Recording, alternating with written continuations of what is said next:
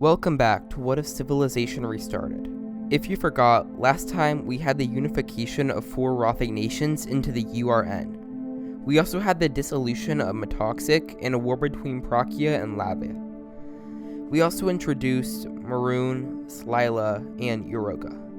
In this episode, we'll be mostly focusing on the great continent of the Americas. We start in Sampdoria, where upon their expansion, their king, Doron, decides that their nation needs allies, and all the other nations on the continent currently hate him. He declared the creation of a puppet state within the Pampas, naming it Alni, after his late wife. In North America, Sagen grows to encompass all of the Baja California Peninsula, with some pushing to go even further north. As stated in episode 6, Sagen was a loose coalition of native tribes, 3 to be more specific, not too different from the other nations like Bresvav. The Koso tribe was the main voice of the establishment of northern claims, leading them to split off and to form their own country, with the other 2 staying in Sagen. The Riverian army claims more of Cuba and the Yucatan Peninsula after a great population boom, allowing them to expand their lucrative cocoa industry and better meet the needs of their neighboring countries. Frankenberg, now serving as the gateway from Riveria and Isekian to Koso and Sagen, has gotten rich from trade, but many are hungry for dominance over the land. Many parties rise, trying to overthrow the Frankenberg government and establish a new one favoring them. Riviera even sends assassins to try to overtake the Frankenberg throne just so they could export their cocoa to the west cheaper, but they fail and are not caught. The next major attack to the throne was the Tishtan, a group of large farmers who were fed up with all the attempted coups d'etats and just wanted stability in their nation, so they became hypocrites and made their coup, succeeding with help from the military. After stomping out any attempts at rebellion in the new country, Tishtan was founded. Many countries did acknowledge the new country and continued acting like Frankenberg still existed. Several of the parties that still fought to gain control of Tishland were exiled, forming the new nations of Baratico and Tapavi. The 2 small nations realized that their neighbors would most likely target them, seeing how they had almost no military. This led to a war between the 2 as they fought to gain power. In the end, they were ironically even weaker than before, and became nothing more than just puppet states of Riviera. The Isekian government decided to establish several colonies on the islands north of them. However, their colonies betrayed their homeland and united as a union of islands, known as the Rimmerland Isles. Isekian is furious and sends hordes of soldiers to reclaim their land. Unfortunately for the Isekians, the Rimmerlanders were great sailors and managed to use their superior nautical skills to gain sovereignty. The Isekians decided to expand further inland instead and became one of the largest nations in the Americas. However, most of their new land in the Llanos and Guiana Highlands were underdeveloped. Some Isekians traveled to the West South American coast, thinking that they would annex way more land than they did. The Isekian government was already having problems controlling its current land and thus refused to annex the towns on the western coast. Not wanting to return home, the new nation of Rigaria was formed. After a few decades, the Rigarian people were prospering far more than the Isekians. This led to many Isekians believing that annexing Rigaria would make them prosper along with them. The Rigarians were confused by the Isekian sudden change of heart. Years prior, they would have gladly been annexed, but they had grown to enjoy their independence, thus they declined. The Isekians were enraged and declared war. The Rimmerland Isles came to aid Rigaria and decided to declare war back at Isekian. A group of natives called the Laimu joined in against the Isekians after some territorial disputes. Luckily for Isekian, they were able to arrange an alliance with Sampdoria and Alni.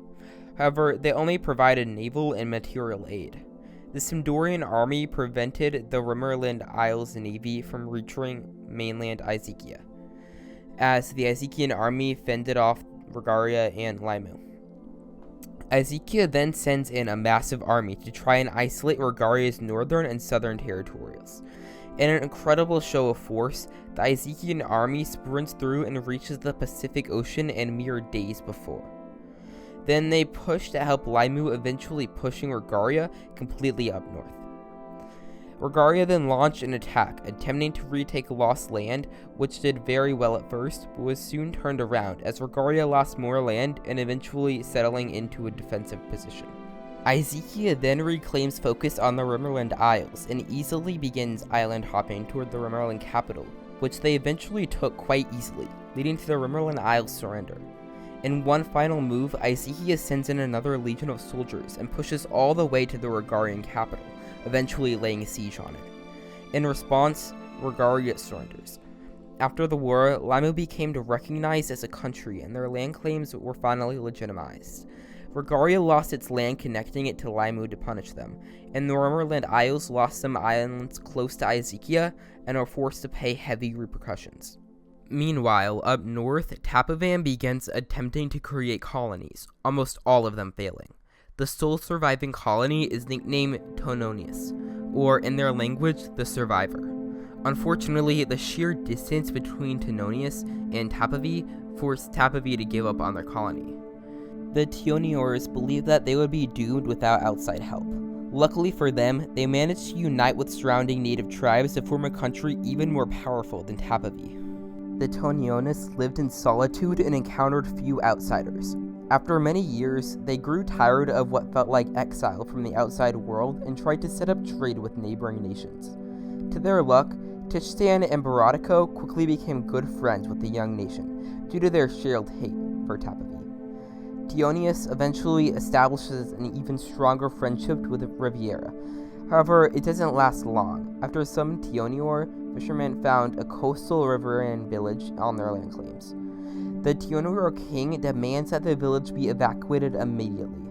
After a week, the village still remained occupied by the Riverians. Thus, the Tionior king sent a few soldiers to send them back to Riviera's claims on the Florida Peninsula.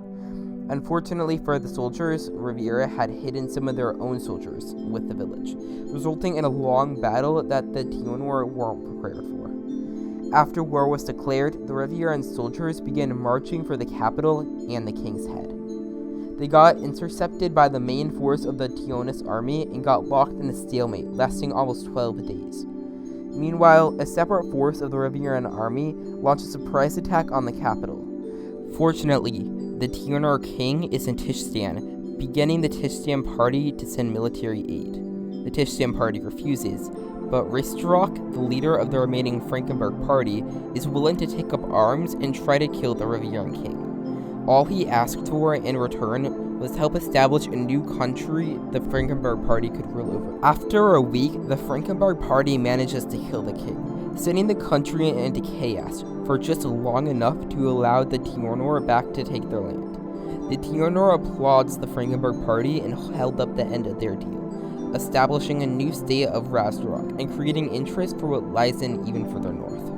Up north in the Great Lakes region, a group of Tionior explorers discovered the expansive kingdom of Leia, run by the House of Abella. When they first arrive, they discover a prosperous kingdom with magnificent cities all throughout their realm. However, this does not intrigue them, and they are instead captivated by the impressive fishing economy, leading more fish than the explorers had ever seen. They head back to their homeland, telling of this prosperous kingdom up north that they could exploit.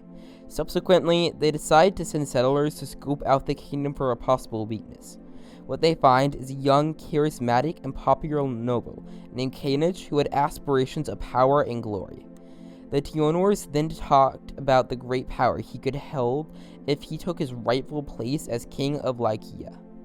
Kanich assembles a group of supporters and marches on the palace of Jakiria, the home of the king, demanding for him to give the crown to Kanich.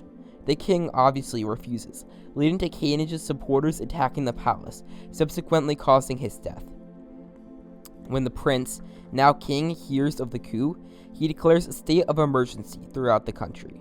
Due to his popularity, Kanich is able to get a large majority of the army to support his cause, and the nation collapses into civil war. The Tionior diplomats swoop in and negotiate a peace between the two, with the nationalists creating a state in the north called Abella, central on Abel, the homeland of the dynasty, and the Kanajians creating a state in the south called Kanich, central on Jakiria. Back down in South America, two brothers see the success of the surrounding nations of Sampdoria and Isekian and decide to form their own countries, closely tied together with a common currency and military. The brothers take their homeland and divide it into two kingdoms, that of Nascent and Mazarazi. Also, their declaration is not taken too kindly by many tribespeople in the region, leading to revolts.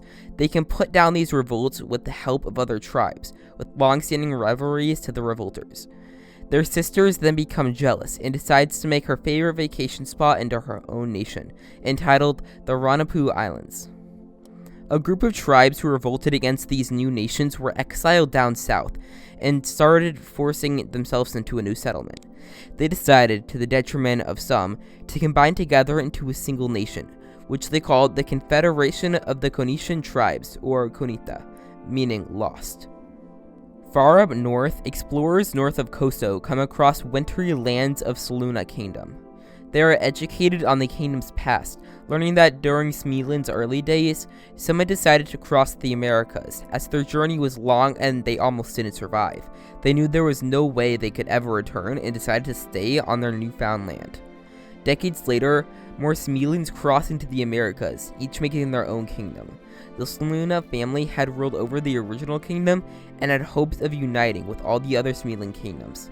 When Prince Soluna came to power, he convinced the Second Kingdom, which had the greatest military out of them all, to join, forcing the rest to join soon after.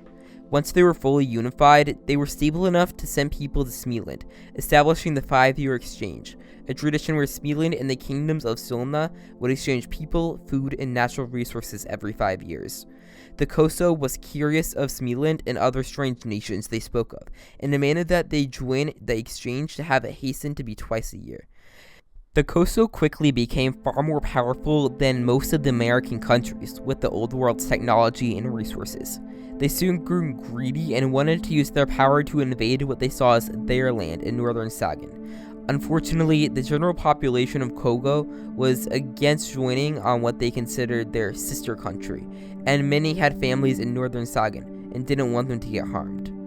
The Koso chief refused to listen to his people and continued preparing for an invasion. A Koso elder who worked on a council that advised the chief decided to betray his leader and reached out to the kingdom of Soluna for help. King Soryan was more than willing to help due to his distaste with the chief. With the help of Solonians, they managed to overthrow the chief and the elder council was put in charge. Thanks for watching. Sorry that this part was a little bit long, but bye, see you next time.